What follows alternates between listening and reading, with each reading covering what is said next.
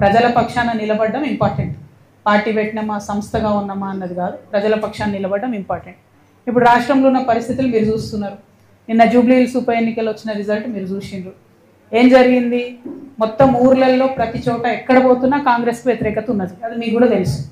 అంత వ్యతిరేకత ఉన్నా అన్ని వేల మెజార్టీతో కాంగ్రెస్ పార్టీ ఎట్లా గెలిచింది, ఎందుకు గెలిచింది అంటే అనుకున్న స్థాయిలో ప్రతిపక్షమైనటువంటి బీఆర్ఎస్ అందుకొని పనిచేయలేకపోతుంది అన్నది క్లారిటీగా అర్థమవుతున్నది. అక్కడ వాళ్ళు సోషల్ మీడియాలో ఉద్యమాలు చేస్తున్నారు తప్పితే కిందకు వచ్చి ఎటువంటి ఉద్యమాలు చేస్తలేరు.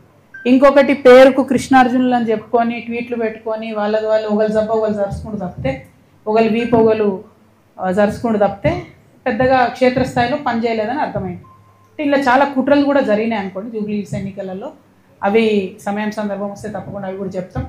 కాకపోతే ప్రతిపక్షాలు ప్రజల ఎక్స్పెక్టేషన్ మేరకు పనిచేసినట్టయితే రిజల్ట్ మంచిగా వేరే రకంగా ఉంటుండే జూబ్లీహిల్స్. సో ఆ ఎక్స్పెక్టేషన్కి తగ్గట్టుగా వాళ్ళు పనిచేస్తలేరు. అక్కడే తెలంగాణ జాగృతి వచ్చి ప్రజల మధ్య నిలబడి ప్రశ్నించాల్సినటువంటి అవసరాన్ని గుర్తించినాం కాబట్టి ఇంత పెద్ద కార్యక్రమం తీసుకొని ప్రతి జిల్లాకు కూడా వెళ్ళి పనిచేస్తూ ఉన్నాం. Thank you. జై తెలంగాణ. జై తెలంగాణ.